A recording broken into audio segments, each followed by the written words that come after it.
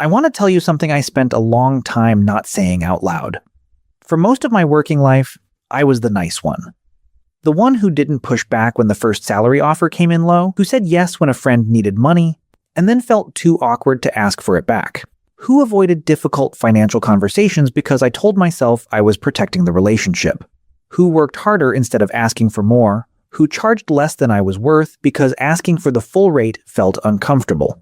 Who quietly became the person my family called when things got tight, and always found a way to help. I thought this was a virtue. It is a virtue. Generosity is real. Loyalty is real. Kindness is real. But here is what nobody told me. Every one of those moments, every yes when I meant no, every avoided conversation, every loan that never came back, every rate I undercharged, every raise I didn't ask for, had a price. Not a moral price. A financial one. And I never saw the bill until I finally sat down and calculated it. I want to show you that bill today. Not to tell you to stop being generous, but because the most dangerous financial decisions I ever made were the ones I made in the name of kindness. And I suspect, if you're watching this, you know exactly what I'm talking about. I want to give this a name because it deserves one. The kindness penalty. Every time you said yes when you meant no, there was a financial cost. Every time you stayed quiet when you should have asked, a cost. Every time you put someone else's comfort before your own trajectory, a cost. You just never saw the bill because it doesn't arrive in the mail. It shows up quietly, decades later in the gap between what your retirement account says and what it should say. It's not one decision. It's 7 specific behaviors, each one understandable, each one motivated by something good, that compound quietly across a career. One honest thing before we start, because this channel is built on numbers that hold up.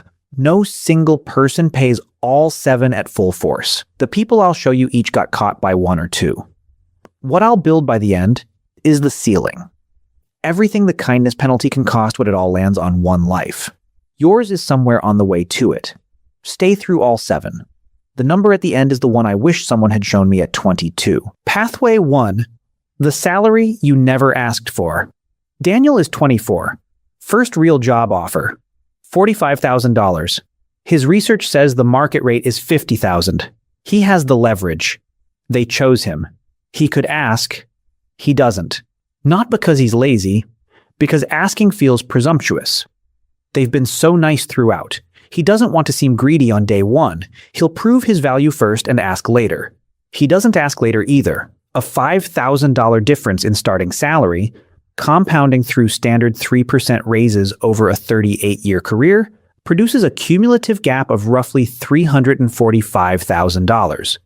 Not because the raises were bad, because every raise is a percentage of the base. And the base was set too low on day 1 by a conversation he avoided because it felt uncomfortable. The red flag, a career full of "I'll ask next year." Pathway 2. The money you lent and lost. Marcus is 34. His brother needs $4,000. Of course he lends it. What kind of person doesn't help their brother? His brother means to pay it back. Life gets in the way. The conversation becomes awkward. Marcus doesn't bring it up because keeping the relationship feels more important than recovering the money. By 40, he's made 4 similar loans. To his brother, a friend, a colleague, and his sister's boyfriend, who turned out to be neither reliable nor her boyfriend for much longer. The principal never returned was $14,500. But money lent in your 30s is money that never compounds for the next 3 decades. And that's the real cost. Marcus doesn't think of himself as someone who lost money. He thinks of himself as someone who helped 4 people when they needed it. Both things are true. The question is whether he knew the full price or whether it was hidden by the warmth of the moment. The red flag.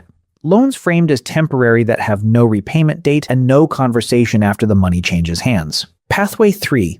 The conversation you avoided, Rachel, is 31. She and her partner have different relationships with money. Neither talks about it directly because money conversations feel like conflict waiting to happen. This is the hardest pathway to put a number on, and I won't pretend otherwise.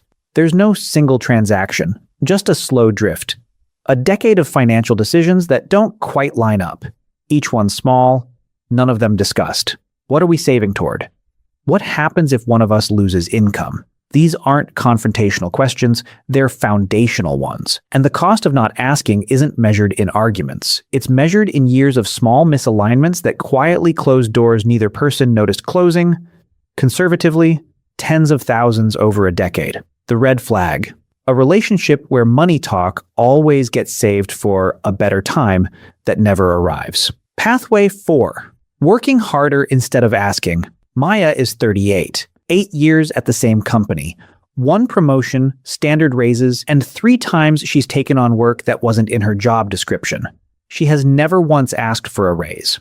Not because she doesn't know her value, because she's been taught that the right way to be rewarded is to be so good the reward becomes inevitable. She's still waiting. People who advocate for their own compensation tend to earn more over their careers than equally capable people who wait to be recognized. Asking is itself a financial skill, and it's underdeveloped in exactly the people most conscientious about the actual work. Maya worked harder. Her employer benefited. The gap ran well into the tens of thousands. The red flag? A review you left knowing you deserved more, and said nothing. Pattern interrupt. Wait. Before Pathway 5, I need to say something clearly. This is not an argument for treating every relationship as a transaction. It is not a case against generosity. Daniel, Marcus, Rachel, Maya, they aren't financial failures. They're some of the most capable, loyal, hardworking people you could meet. The kindness penalty doesn't target the careless. It targets the conscientious. It finds the people who care most about the people around them. And it collects quietly from exactly that caring. What I'm asking isn't that you care less. It's that you count the cost of how you care, because uncounted generosity isn't generosity. It's a subsidy, and the person being subsidized is rarely the one who needs it most. Pathway 5. Undercharging for what you're worth. Tyler is 27, a skilled freelance designer. Good work, strong referrals, consistent repeat business. His rate hasn't changed in 3 years, not because the market hasn't moved. It has, but every time he considers raising it, the same thought arrives. What if they say no? What if they think I'm greedy? What if I lose the client? So he charges what feels safe. There's real research adjacent to this, and I'll represent it accurately. Not dramatically, studies find a correlation between agreeableness, the trait most tied to warmth and conflict avoidance, and somewhat lower earnings. The effect is modest, and stronger for men than women. It's not a law of nature, but the direction is consistent. The people most focused on keeping things pleasant tend to ask for less, and get it. Across 10 years of not raising his rate, Tyler's gap, direct undercharging plus the growth that money never earned, runs to roughly $100,000. He doesn't think of himself as someone who lost $100,000. He thinks of himself as someone who kept his clients happy. Both things are true. The red flag, a rate that hasn't been reviewed against the market in over 18 months, because raising it felt uncomfortable. Pathway 6. The Family Bailout Fund. James is 52. He's the person his family calls. Not because he's the wealthiest, because he always finds a way, and saying no to family has never felt like an option. Over the years, $3,000 to his parents' car, $4,000 when his sister's rent jumped, $8,000 toward his mother's medical bills, $6,000 to his son during a long job transition, $21,000 in total, given freely without resentment. James doesn't regret helping, but his retirement account has $41,000 in it. After 28 working years, it should be closer to $250,000. Conservatively, the bailouts and their lost growth cost him around $47,000. He kept the relationship. He lost the compound growth. The red flag being the first call in a financial emergency. For people who've never once asked how your retirement is going. Pathway 7. Everyone else. First. This is the one I struggled most to calculate because it has no single transaction. It's the sum of everything that didn't happen, and because the money went elsewhere first. The account I didn't open at 25. The emergency fund I kept depleting because saying no felt harder than rebuilding it. The retirement contribution I reduced that year, and then again the next, because there was always something more urgent for someone else. I started investing seriously 5 years later than I should have. 2 timelines. Same $500 a month. Same 7% return. One starts at 25, one at 30, $153,000. Not because I spent it on anything dramatic, because I spent my 20s being available to everyone who needed me. And by the time I turned to my own trajectory, the compounding window was 5 years shorter. Let me show you the full bill. All 7 together, the way the tracker built it. Salary never negotiated. $345,000.